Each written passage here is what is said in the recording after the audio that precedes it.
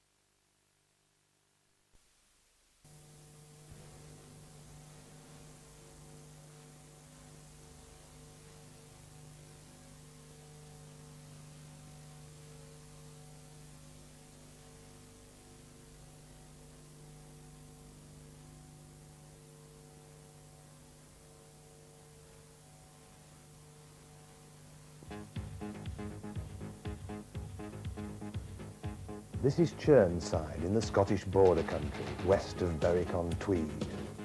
And it was from this farm in the late 1950s that a young man set out to go motor racing. Within 5 or 6 years, he was to lead the world in his chosen pursuit. He'd become world champion, one of the most gifted British drivers ever to take to the tracks. His name, Jim Clark. Clark came to be noticed at the wheel of a D-type Jaguar, driving for a team called the Border Reivers. At the end of the year, casting around for a replacement, the team ordered the first production version of Colin Chapman's latest stunner. The Coventry Climax engine, fiberglass, monocoque, Lotus Elite. The car was entered for the 1959 Le Mans race, but when Lotus failed to prepare it in time, Chapman lent Border Reivers a green Team Lotus example, plus the driver, John Whitman. The pair finished 10th overall. It could have been 7th, were it not for a total of 2.5 hours spent in the pits. It was the year in which Roy Salvadori and Carroll Shelby gave Aston Martin the win for which they'd been trying for so long. 12 months later, Clark would partner Salvadori himself to 3rd overall in a similar DBR1. But his performance in the Elite had not gone unnoticed at Lotus, and for 1960, Clark was drafted into the Lotus team. He and Chapman were to form a unique partnership which was to last 8 supremely successful years.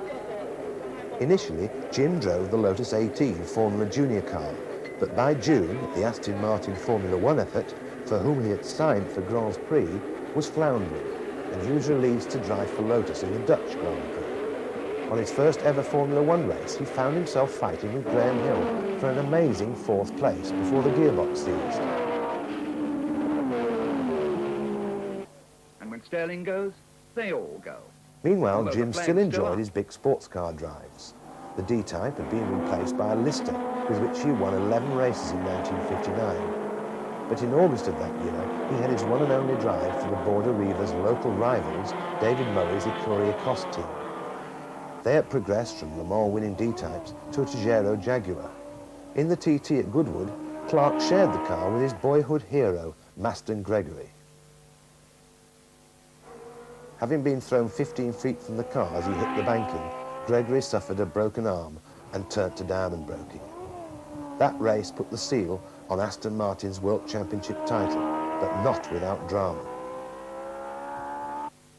A split second later, the car's a sheet of flame. His overalls ablaze, Salvadori hurls himself out and rolls upon the ground.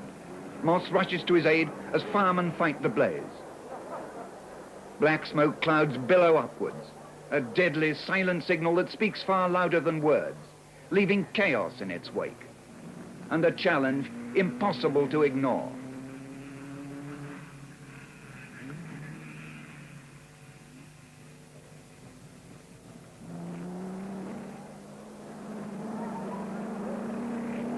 The car was rebuilt and sold to Border Reivers, and although retiring here at Silverstone, Clark and Salvadori finished 3rd at Le Mans, behind 2 Ferrari Testarossas. In the 1961 Tourist Trophy at Goodwood, Salvadori and Jim Clark had a Zagato-bodied DB4 apiece, but they were no match for the lighter 250 GT Ferraris of Sterling Moss and Mike Parks. Clark finished 4th behind Salvadori.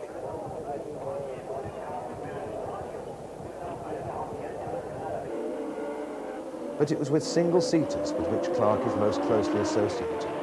And 1961, though, was not the year for a British driver in a British car to make his mark. The formula rules had changed, imposing a maximum capacity of 1.5 litres. The British, having no suitable engine, tried to change the rules, whilst Ferrari got on with designing a new engine.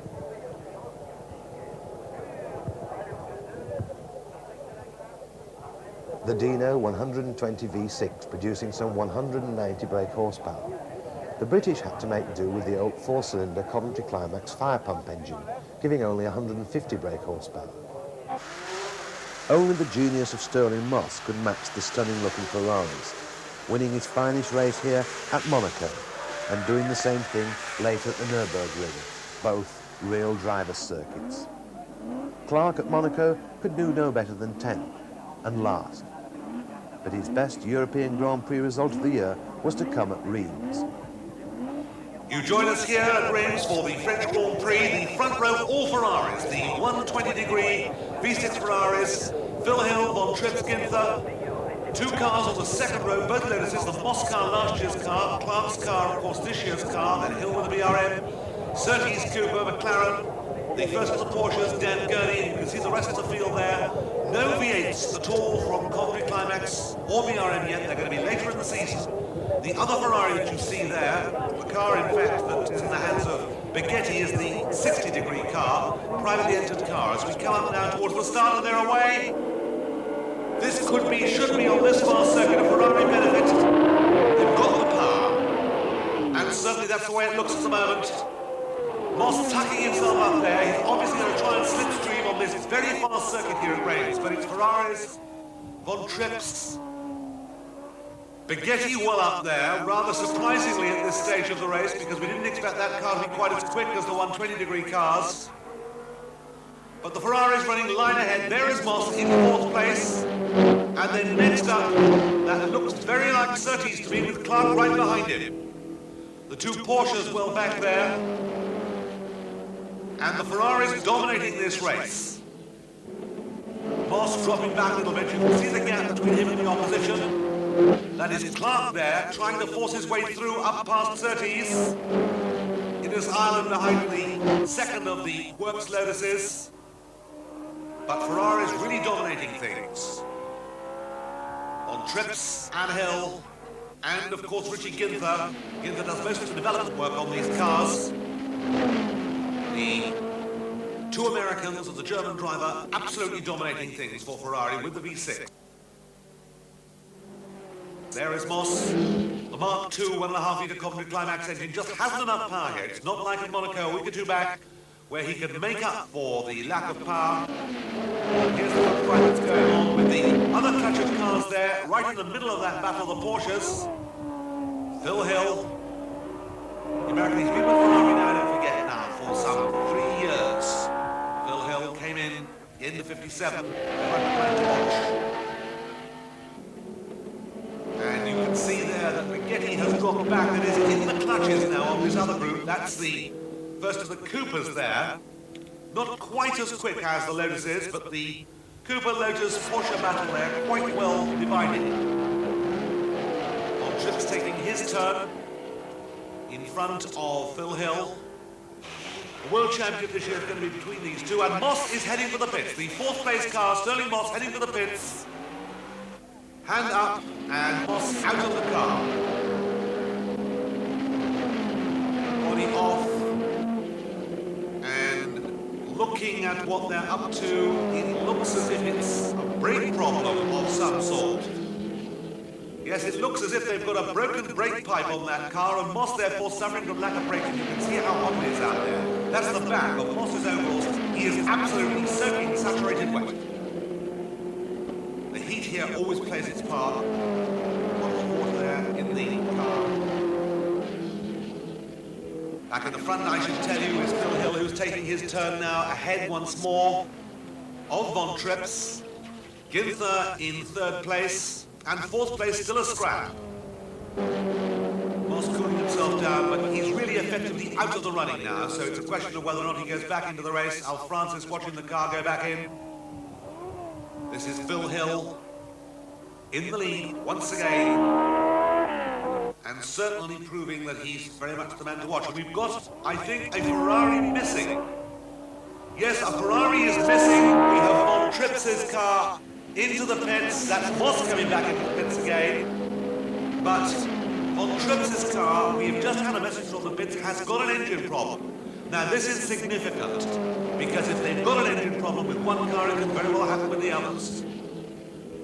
Moss back in the pits again. It looks as if there's some sort of merriment going on here. Yes, they found a piece of tarmac attached to one of the wheels, so the whole car was out of balance. There's Moss back into the race, a long way back now. So Phil Hill in the lead, and the tarmac breaking up a little bit here now. It's so very, very hot. And there's Spaghetti's Ferrari there, fighting it out. Tremendous battle going on. Porsche's, that's Bonnier's car in the midst of that. Spectators finding this now a little bit boring as they find some reading material. There's Spaghetti in the middle of that battle between Clark and Ireland. And there is Moss a long way behind. So Phil Hill in the lead. Long way behind Phil Hill, who's well in the lead. The Porsche battle catching up with Spaghetti now. That's Gurney in front of Spaghetti with Bonnier next up, and then Clark by the look of it. So we've got Hill in the lead. Ginther in second place. And in third place, it's that battle between Spaghetti and the Porsches. Here is Hill. And getting it onto the wet tarmac, he's sideways. And then is Moss, who's just hit Hill very hard. Moss many laps down. But, in fact, he didn't have any chance there. He has hit Hill. Hill is stationed in the middle of the road there. That is Ginther going through into the lead. Moss heads back to the pits here now. You can see those front wheels are out of true. And Phil Hill trying to push that car up the slight incline to restart it. I think he'll be lucky. So Richie Ginther then, in the sole remaining works Ferrari, in the lead. Richie Ginther, who's done all the test work on the Ferraris. This is his main value to them. Moss's car being pushed away, but the battle for second, third and fourth places are the one to watch. The two Porsches really fighting it out now with Spaghetti, and they've got a little bit away from Clark with the Lotus. Moss telling everybody what happened in the pits. Here's the battle that's going on with Bonnier now leading Spaghetti, and behind him is Gurney, and they're all behind Richie Ginther. And Ginther nursing that car along. Graham Hill fighting out with McLaren for the next two places. But Ginther now has a problem. Ginther is out of the race. And so the race now is between Spaghetti and the Porsches. And that's Spaghetti in the lead, then behind him is Gurney, then Joe Bonnier. And this is really the battle between these three cars. Spaghetti, Bonnier, Gurney. Well, they're swapping places. And it looks as if one of the Porsches has dropped back there. That's Gurney going for the lead as they go under the bridge. And I think that what has happened, yes, it's Bonnier's Porsche that has dropped back. You can see the smoke coming out of the back. We're into the final lap now here at the French Grand Prix at Reims. And it's the battle between the Ferrari. And the Ferrari is through and Gurney is second. So Spaghetti, the surprise man there in the 60-degree privately entered Ferrari, wins. Jim Clark there. That's a fine position for the young Scotsman finishing in third place. Ahead of Inisal and his teammate. Ahead of the Coopers. What an amazing result here at Reims in the French Grand Prix 1961. And that's the Spaghetti car. A very happy man indeed. That's his second win of the season. There is Gurney's second place man, very hot. And here is Inisal, who finished fourth. Clark's first season of Grand Prix racing ended badly. The Ferrari team, having dominated the 1961 results, put on a show in front of their home fans at Monza. Clark qualified 7th behind 5 Ferraris and Graham Hill's BRM Climax. But tragedy struck early in the race, with Clark streamlining behind the Ferrari of world champion designate Wolfgang von Trips. They touched wheels, under-braking, and both cars spun. Von Trips' car hit the fencing, overturned, and killed the driver and 13 spectators.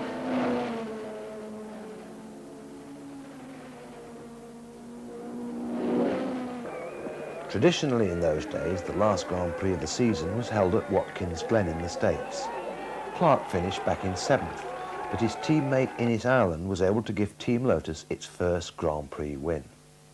Well, I thought it was the first Grand Prix win for Team Lotus. Although Sterling had won for the Mark earlier, I was the first to win for a Grand Prix for Team Lotus. And I thought, you know, that was, you know, fairly good stuff. It was the last race of the season. And even after then, we were talking about, you know, the cars for next year and all this sort of thing. And everything looked rosy, you know, and I was in great form. And so later on, about maybe a month, 6 weeks later or something, I went to the motor show, you know, to go and look around. And I saw Jeff Murdoch, who was the competition manager for Esso, who we were with.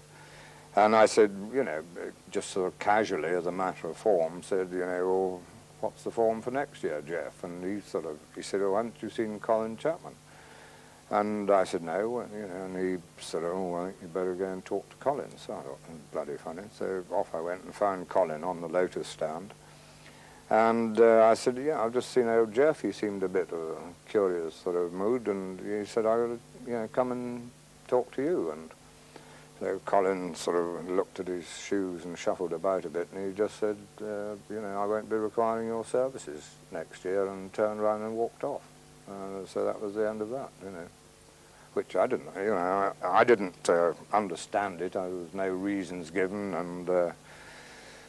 and it was all very curious, and, you know, I mean, it really, you know, I'd given so much, I thought, and put so much effort into, you know, fighting, you know, when the cars were all so dreadful, you know, I mean, I'd persevered and, you know, had all kinds of dramas and things happen to me, you know, and, but still persevered, you know, and so it was really a ghastly moment for me, and totally disillusioned me about what was happening in Grand Prix racing. Tragedy struck again early in 1962, when Stirling Moss was grievously injured in an unexplained accident at Goodwood.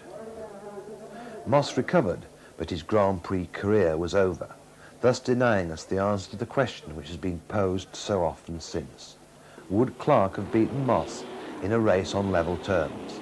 We will never know.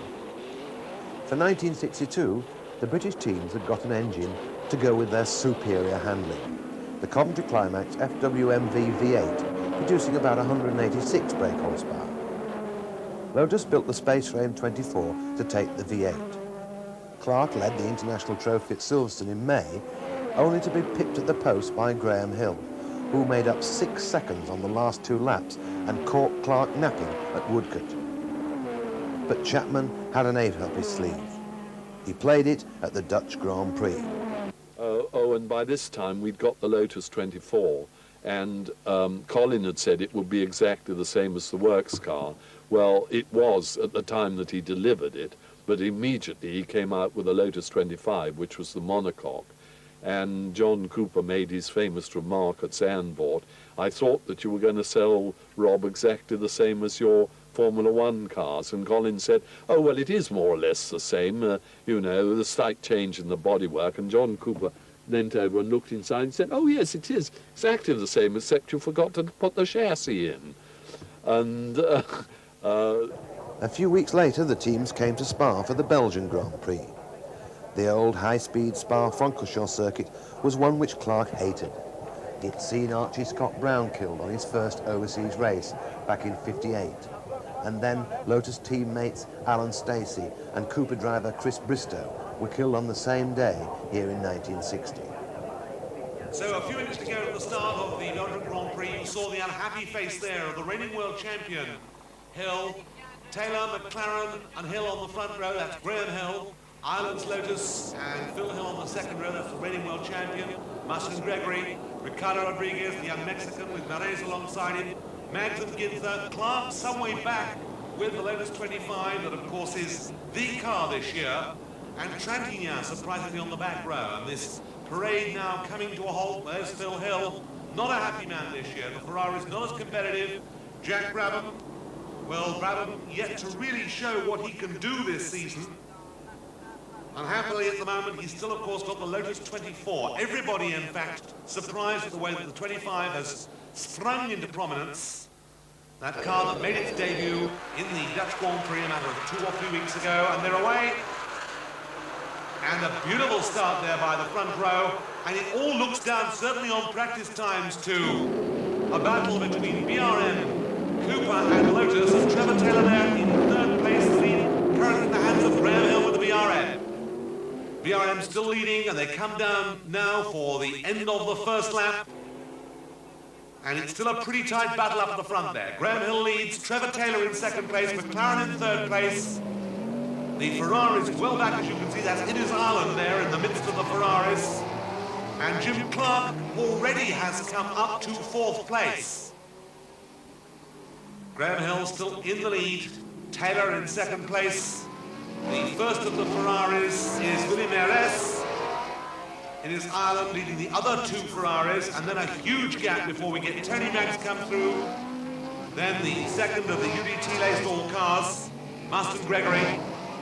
Maurice Trintignant with the Rob Walker car some way back.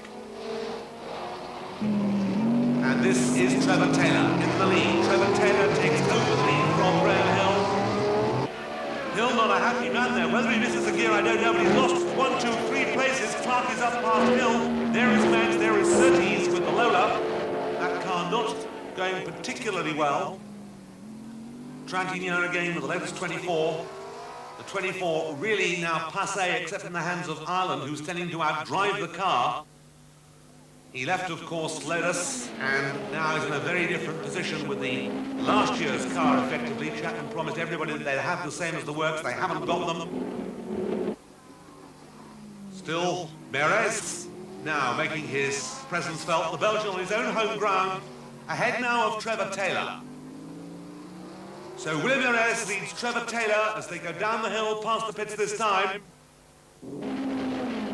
Mares, Taylor, McLaren, Hill, and there is Clark. Clark moving up now in 5th place.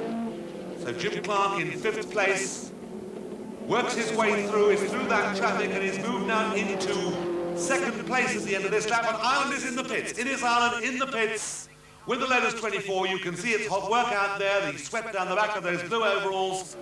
It is not a happy man at all. That's a signal to Maurice Trintignant to tell him that he's well back behind Carol Godin de Beaufort's Porsche. Clark now in the lead of the Belgian Grand Prix. Jim Clark going hard, going well. Obviously anxious to prove his point here. It's a circuit that he doesn't like. He made his debut here back in 1958 with a D-Type Jaguar. But things really going very differently from Clark's point of view today. He's got quite a respectable lead. Graham Hill there, tight in behind McLaren with the Cooper. I see that Innes Island and Chapman on speaking terms again as Clark comes by now with a tremendous lead there on the far side of the circuit. We can see from our monitors that Trevor Taylor is in 2nd place, Mares in 3rd place, and Hill has been fairly easily outdistanced by that. Bruce McLaren, well, he's walking back in. That car's had a problem out on the circuit. And now Jim Clark is pulling out quite a respectable lead here. A tremendous fight going on for 2nd place between Trevor Taylor and Willie Mares.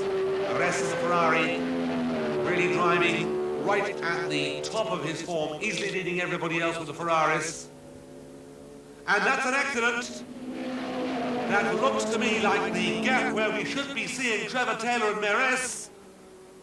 The fire there, obviously, as a result of an accident between 2 cars, and there they are going very quickly indeed.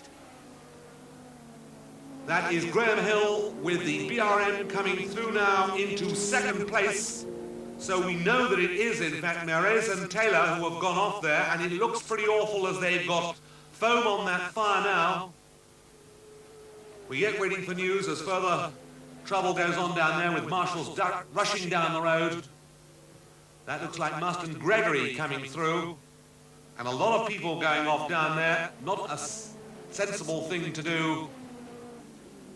But as we move on into the race, the two Ferraris, that's Hill and Ricardo Rodriguez, that's Mags coming in with the second of the Coopers. And the news is, in fact, of that incident, that Trevor Taylor is perfectly all right, somewhat shocked, as Rob Walker is busily there, taking down all the bits and pieces necessary to control the race. Taylor all right. Mires has fairly serious burns, but his life is not in danger.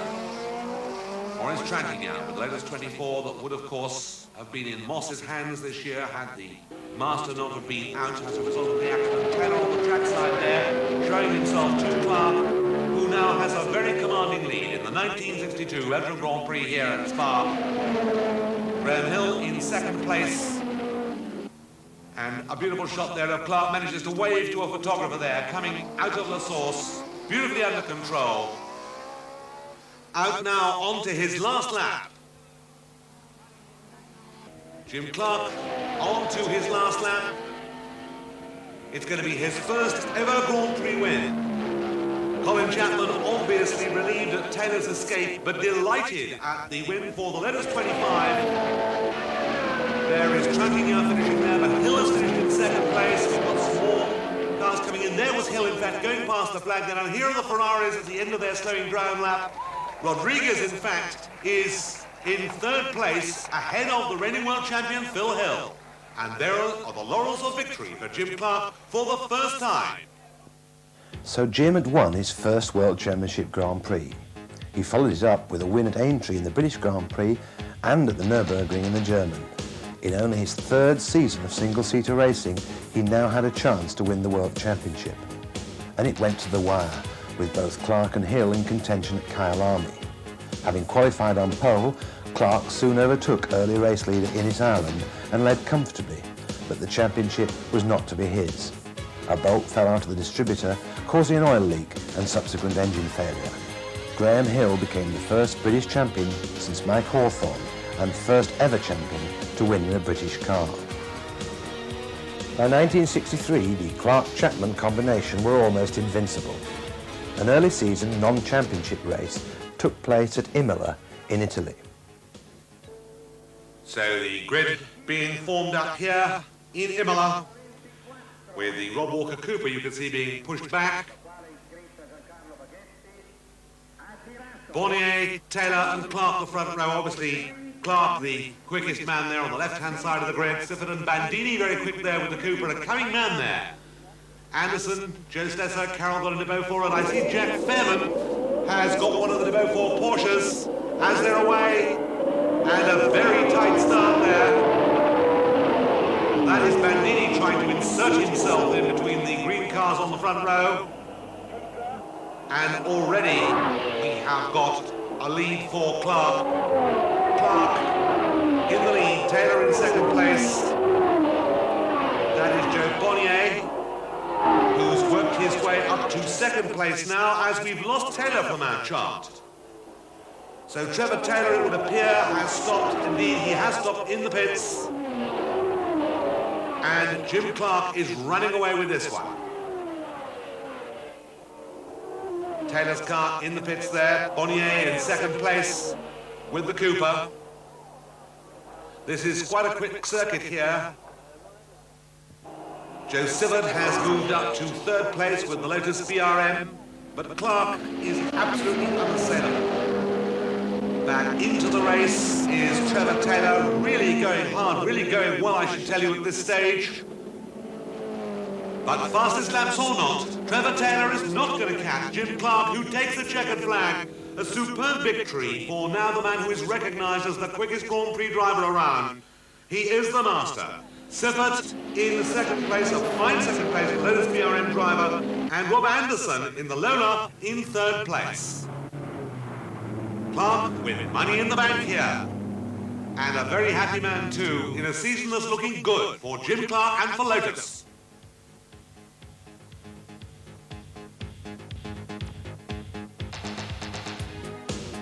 Well, here at Monaco, we've got Clark in pole position, Hill next to him with the BRM. Surtees and Ginther, the second of the BRMs, well up there. Innes Ireland going well here. Dan Gurney's Brabham, they've had a lot of trouble in practice with the Brabhams, and that's why Jack Brabham, in fact, is starting from the back row. and he's driving the spare Lotus 25. He's done a deal with Colin Chapman, so we're seeing Brabham in a Lotus. He hasn't driven one since last year, when of course he had the 24 prior to the Brabhams coming out. Jim Clark going out now onto his warming up lap. And beautiful weather here once again at Monaco. That is Jack Brabham looking fairly happy. Why should I don't know? Jim Hall driving for British Racing Partnership. Joe Bonnier driving for Rob Walker with the Cooper well up. And there is Rob, obviously a little disconsolate at the moment because that car is not perhaps as far up the grid as he would like to see it. They've had their fair share of problems. And in fact, he is well down on the 1, 2, 3, 4, 5th, 6th row, you would see from your grid. An autograph signing by Maurice Trintignant. And as always, the sunny weather has brought out the ladies. Richie Ginther there, looking fit and well. And that's Luigi Villaresi on the right of your picture there. Happily retired, Phil Hill. Not racing, of course, here because the ATS is not yet ready. And Fifier Tancelin about to go around the circuit. Piero Taruffi going round with Villaresi. And the residents of the flats high and above Monaco there looking down on a parade of BMC cars, I should tell you. The NGB, the Austin Healey, the Minis, which are selling the pace here on the continent. Parade of all the ancient pilots, they're all here. Bringing a lot of pleasure there to this island, who of course now has settled down very nicely with the Lotus BRM as we see Prince Rainier arriving here. Prince Rainier and Princess Grace in the royal box there, prior to the start of the Monaco Grand Prix. And there's final wave there from Louis Chiron, Monegasque resident, one-time chauffeur to Marshal Foch prior to his career in motor racing. As the drivers chat away there at the start, Louis Chiron has a little bit more to do here now as the official starter of this race. The briefing going on, Graham Hill there in the foreground. There is the helicopter which is going to provide pictures to our monitors here to be able to keep you up with what's going on as they're away. Graham Hill making a very fine start there. Ginther right with him. Coming down through these twists and turns here, Hill in the lead. Already Clark is up past Ginther. And Clark there making a very fine start. John Surtees in the Ferrari has inserted himself into about 4th place.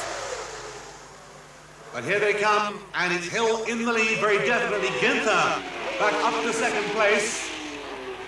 And I would suggest that Clark must have made a slight mistake somewhere to see him back behind both the BRMs. Graham Hill, who so nearly won here, of course, last year, didn't quite succeed in doing it. And Johnny well up. Already we've got a car out of the race. That looks like Sippett's car there we saw a brief shot of. And the crowd, in fact, following very closely this race with Hill still leading.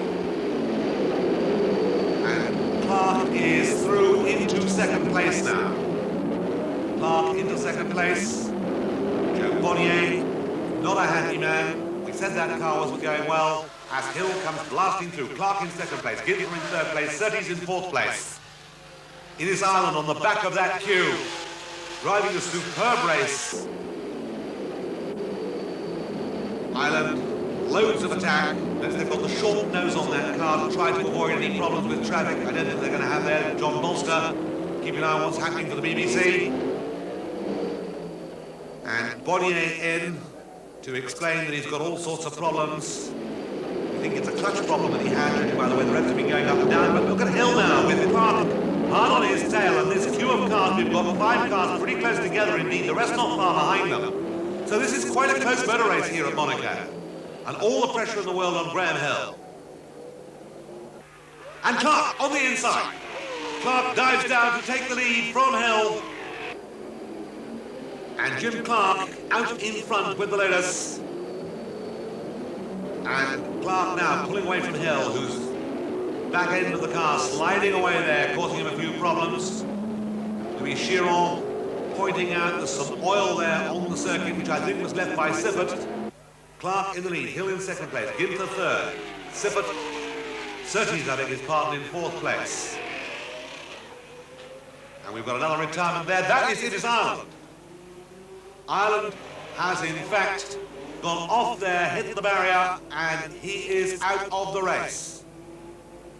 It is Ireland, who's never been lucky here, injured himself a couple of 3 years or so ago in the tunnel here with a big accident when he changed from 4th to 2nd, or 5th to 2nd actually. Jim Clark, however, looking to have this race well under control now.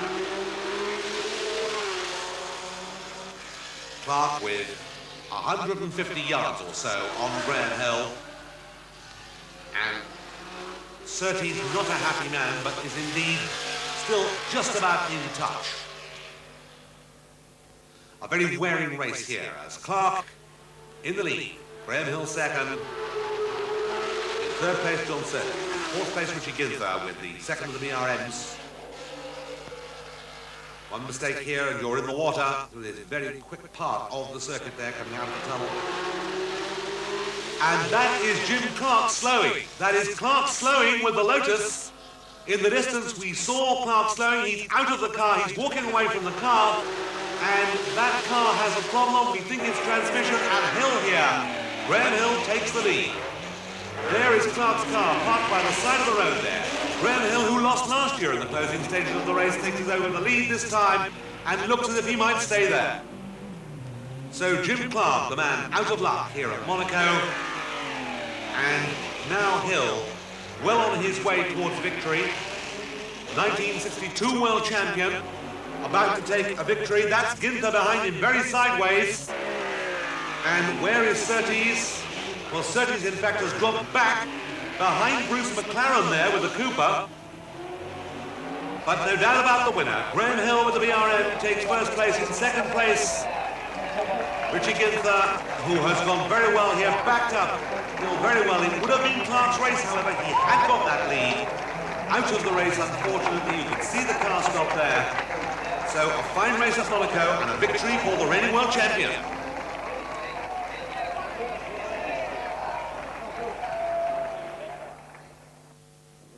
So the 25 had taken Clark to wins at non-championship Po, Imola and Silverstone's International Trophy.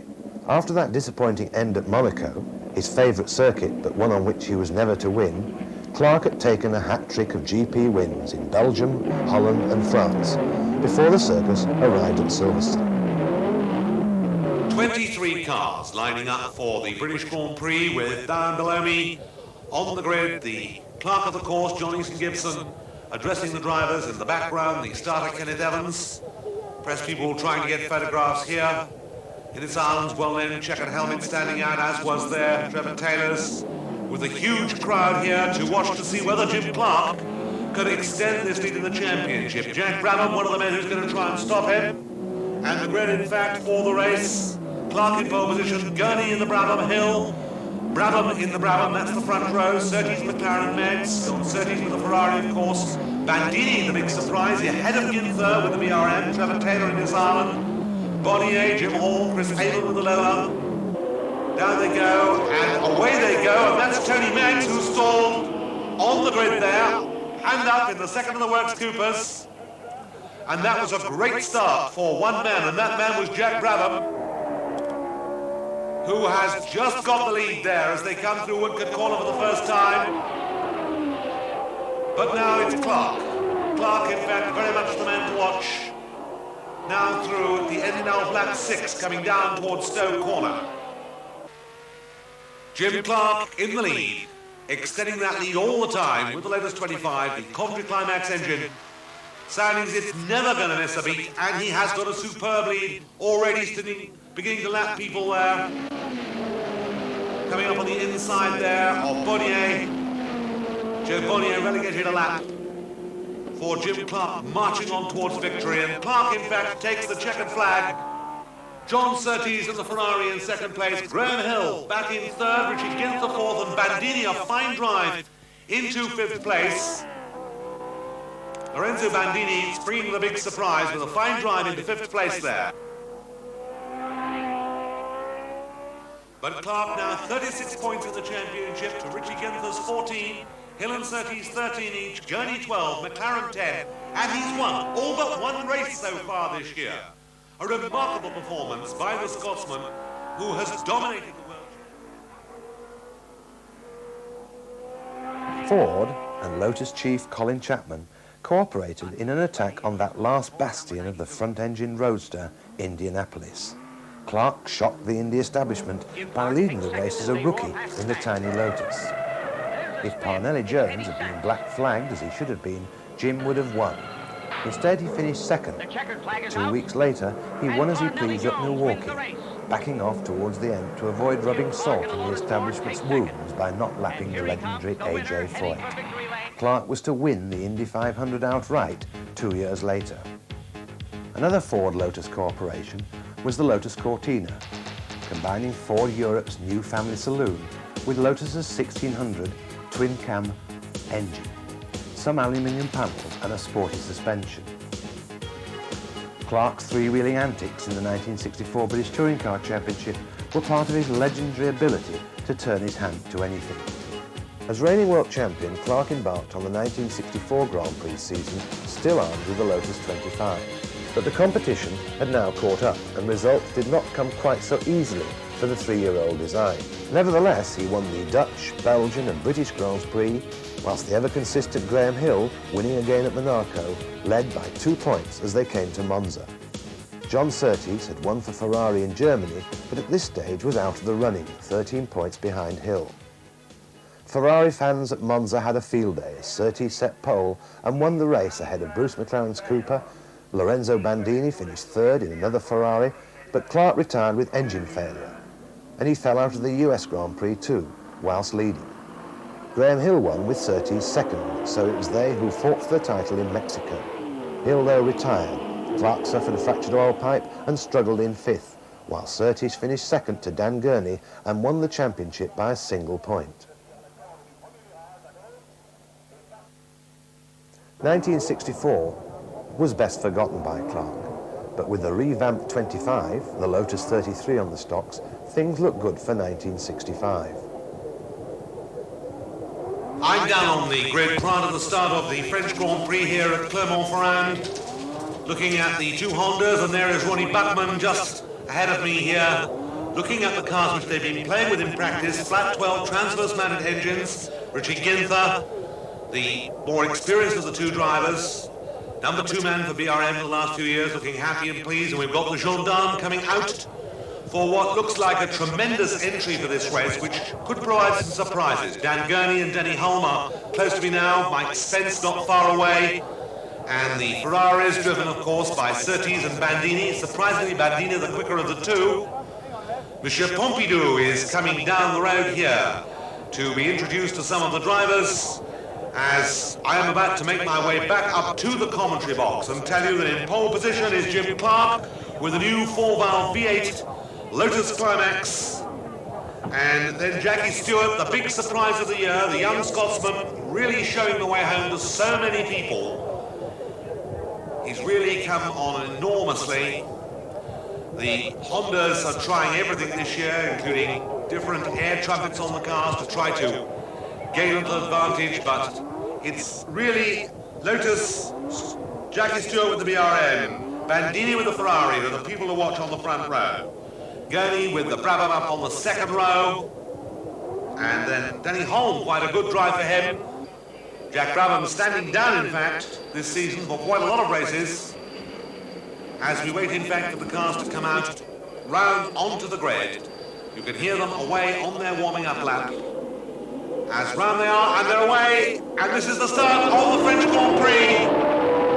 And a beautiful start by Bandini as well as Surtees. Rob Walker relaxed as we wait to see who comes through first. And here they come. And Jim Clark with a superb lead there, running away. Bandini in second place. In third place, it looks like the BRM of Stewart. Surprisingly well up there. In fact, looked to me to be possibly, I would have thought, Chris Amon, because I couldn't recognize that car. It was a light-colored car. Can't believe it could be in his arm. It was well down on the back of the grid. As now well in the lead is Jim Clark. Jim Clark in the lead there. Here at this among the trees. Clark building up something of a lead. Stewart now up through into second place ahead of Bandini. That's in fourth place there behind Bandini. We've got Dan Gurney. Gurney going well. Graham Hill has got a lot of ground to make up. He had an accident in practice. He was well down on the grid and has got a lot of work to do. Remains to be seen whether or not he can actually get away with closing that gap at all, because he's really got to work hard. But no doubt about Clark in the lead. Absolutely dominating proceedings here. Jim Clark at the absolute peak of his form. This year having it very much his own way. Jackie Stewart, a fellow Scot, another man to watch. This is his first season in Grand Prix racing, but he cannot do anything about Clark. Renzo Bandini, the Italian, has led, in fact, John Surtees both during practice and during the race, currently holding on to third place, and definitely a man to watch out, I think, in the future. I'm watching some of the slower cars go through. Graham Hill closing up and making life quite difficult there for Joe Siffert. Hill, of course, as we said, had a very bad start, moving through the field. And Clark then had his tail hung out, I could see, on the monitor, as he's still struggling to pull out quite a lead from Jackie Stewart. Stewart, the man to watch as far as BRMs are concerned. The monocoque BRM, a beautiful chassis. The power unit going well, but it doesn't have quite the breadth of revs as has the Coventry Climax 4-valve unit.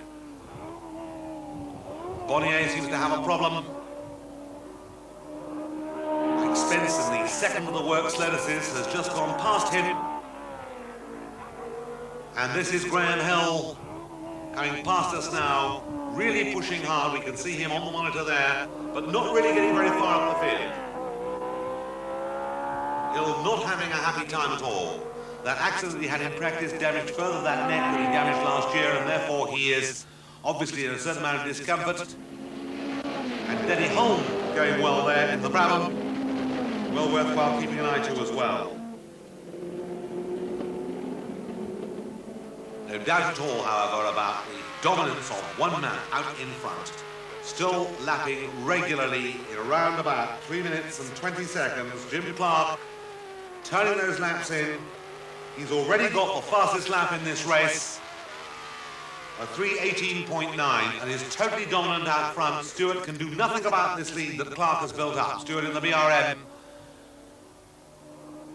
Very similar style, both very smooth, and Scotland indeed has two drivers who are both worthy of World Championship wins. We've seen what Stewart can do. Italy now dependent very much on Bandini's skills, who's leading the Ferrari Challenge very much here in France today. John Surtees not having a happy day, well behind his teammate. Again, 12-cylinder cars, the Ferraris, these little 1.5-litre engines, producing enormous power, but not yet having the measure of the V8 Coventry Climax, which is dominating this race in the hands of Jim Clark with a new 4-valve head, which gave its problems at the beginning of the season. We thought we might even see the 16-cylinder engine, but it's Clark who comes through to win here in France to take the French Grand Prix. Jim Clark wins. In second place, Jackie Stewart with the BRM. John Surtees has come up and away, as we know now, from Bandini to finish in third place, Denny Holm fourth. Graham Hill, the best that he could do was fifth, and Clark well on his way perhaps towards wresting away the World Championship from Surtees. That was one of 6 wins for Clark in 1965, and they gave him his second World Championship. He now had 19 wins to his credit in just 4 seasons, second only in success to Fangio. For 1966, the formula changed to 3 litres, and at last, racing drivers were to be men again. And first into their stride were the Brabham team, with its Australian Repco V8. Lotus were waiting for the Cosworth engine, but Clark did manage to win the United States Grand Prix. His Lotus 43 was powered by the incredible H16 BRM engine, and that was that engine's one and only win. So Jack Brabham took the title for the 3rd time, and this time in a car with his own name on it.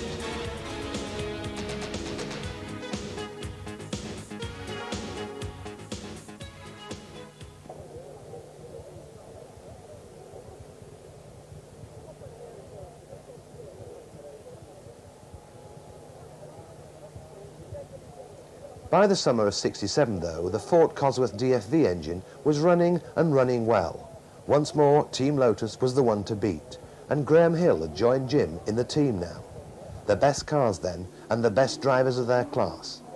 The French Grand Prix was run that year, 1967, at Le Mans, and it proved an unpopular venue with both spectators and drivers alike.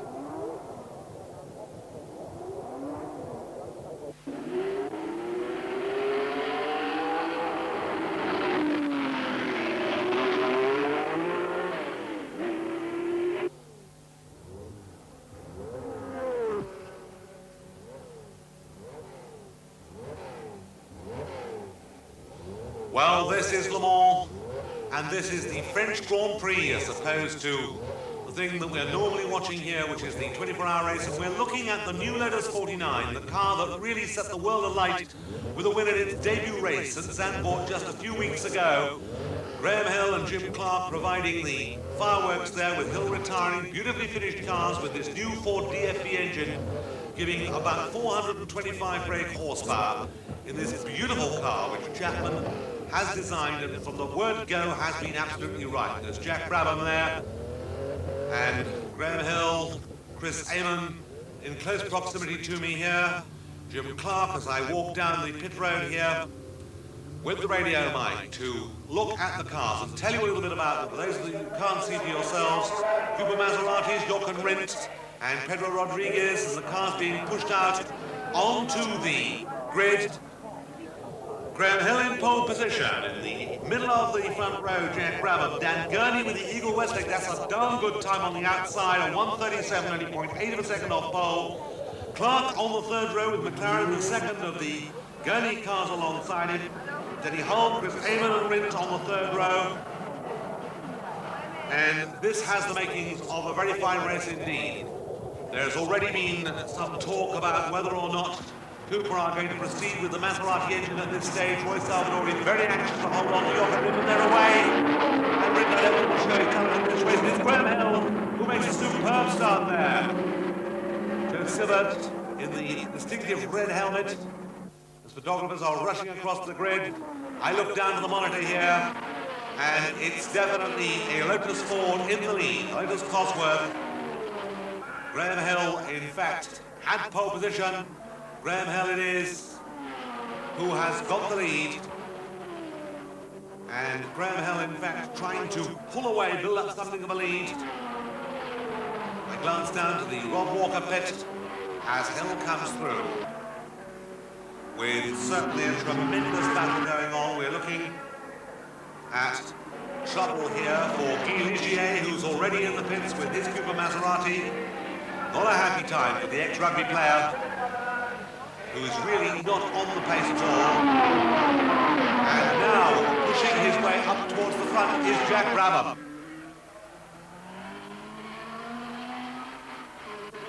Denny Holm going well with Amon following him in the Ferrari.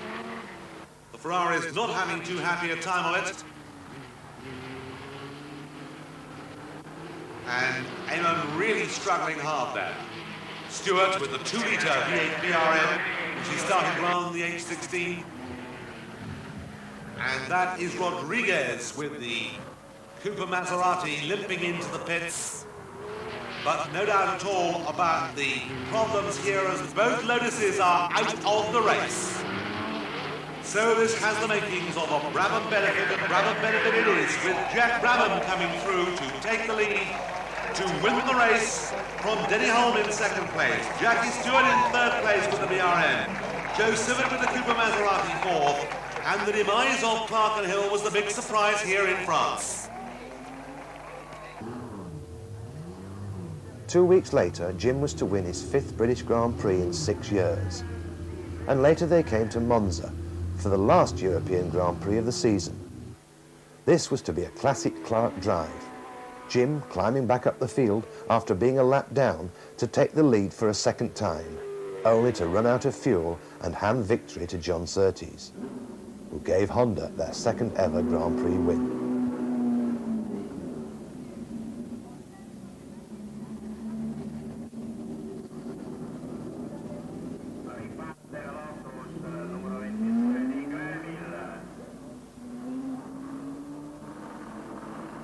The first day of practice was fine and honoured, as usual in those days, by the presence of Enzo Ferrari. But 1967 was not Ferrari's year. 3/3 was the best that Chris Amon could do all season, with Amon, Parks and Scarfiotti finishing 4th, 5th and 6th in Holland.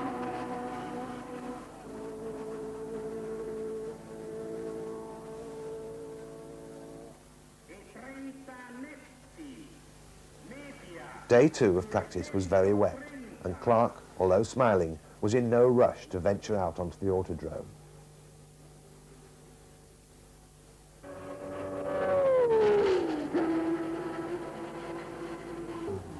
So the Honda mechanics push out their 3-litre machine before its historic victory. And behind them, Cosworth's Keith Duckworth, helping to do the same for Lotus.